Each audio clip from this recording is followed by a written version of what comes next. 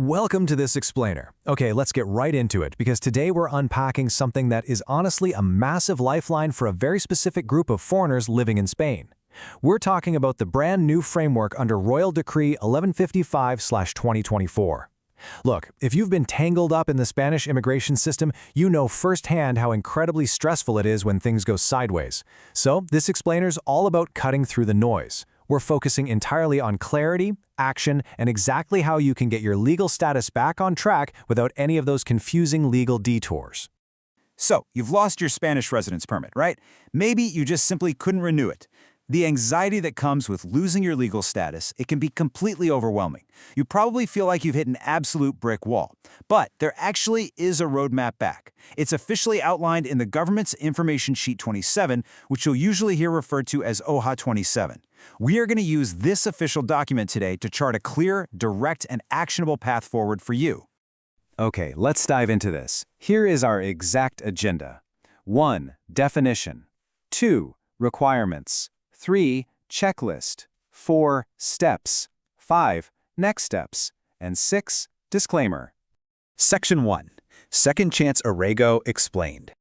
So what exactly is this? Well, the official term is arraigo-segunda-oportunidad, which literally translates to second chance arraigo.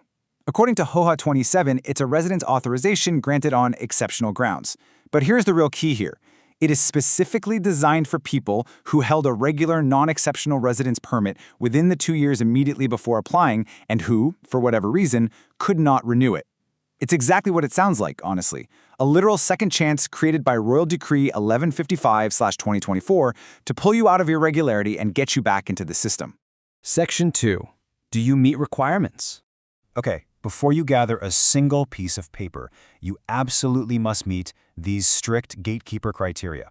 First off, you must have held a residence authorization, and it cannot have been one granted on exceptional grounds, in the 2 years right before your application. Second, your previous non-renewal must have happened for reasons other than public order, security, or public health. If you were denied for those specific reasons, unfortunately, this path is closed. Third, you've got to prove 2 years of continuous stay in Spain. And fourth, you must have absolutely zero criminal record in Spain or in your previous countries of residence for the last 5 years. Now, a really crucial warning when you're calculating that 2-year continuous stay, any time you spent as an international protection or asylum applicant, that does not count. Plus, you can't currently be an international protection applicant when you file or while this second chance arraigo is being processed. But wait, there is actually some fascinating nuance regarding criminal records. Thanks to a recent Supreme Court ruling on this framework, having a past criminal record doesn't mean an automatic refusal anymore. The administration is now legally required to conduct an individual assessment of your specific case. So, while having a clean record for 5 years is the standard, those automatic blanket denials based solely on past records, those have been struck down. Section 3. Your essential document checklist.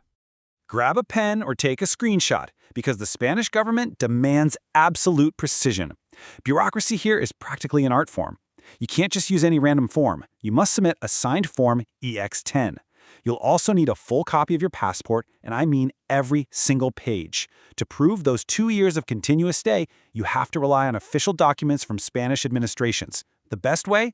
Your empadronamiento, which is your town hall registration, along with public healthcare records. And finally, you need criminal record certificates from any country you've lived in over the last 5 years. Make sure they have a sworn translation and a proper apostille or legalization. Section 4. Step-by-step filing guide. So, where do you actually put all these documents? You've got 2 very specific avenues. You can file in person at your provincial oficina de extranjería, which is your local immigration office. Or, if you want to skip the line and go digital, you can file online via the government's official portal, known as Mercurio. Let's map this out. Here is your chronological roadmap. Step 1. Dig up your old permit, check the dates to make sure it expired within the last 2 years, and double-check the non-renewal wasn't for public order or health. Step 2. Gather your proof of continuous stay and those criminal records. Step 3. Officially file Form EX10 either at the Oficina de Extranjería or on Mercurio. Step 4. You got to pay the processing fee using Form 790 Code 052. And finally, Step 5. Once you get that golden approval, apply for your physical Thai card. Section 5. Approvals, denials, next steps. So you filed. Now the waiting game begins. The administration has exactly 3 months to make a decision. If 3 months pass and you hear absolutely nothing, brace yourself.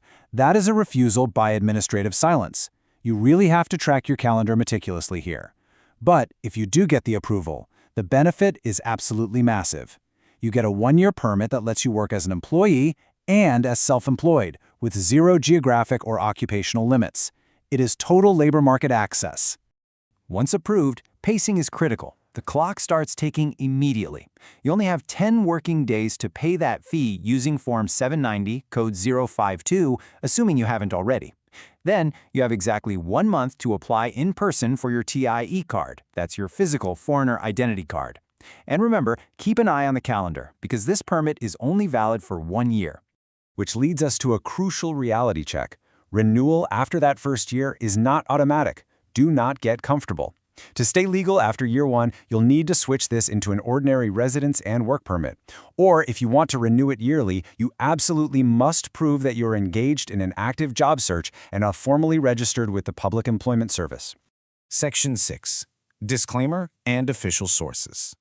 Just a quick, mandatory reminder before we wrap up. While we've broken down all the facts straight from the source today, this explainer is informational guidance only. It's not legal advice, and we aren't assessing individual cases.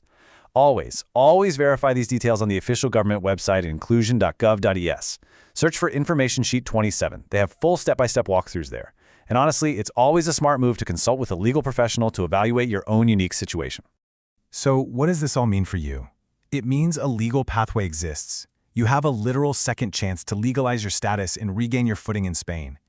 The roadmap is clear and the requirements are set. The only question left is, are your documents ready? Thanks so much for hanging out with me for this explainer, and I wish you the absolute best of luck getting your paperwork sorted. That was a quick overview. On our website you'll find step-by-step guides to many procedures: the Padrón, the health card, the NIE, the TIE, legalization, and more. The link is in the description. And if you get stuck, message our Telegram bot. We'll walk you through for free, step by step.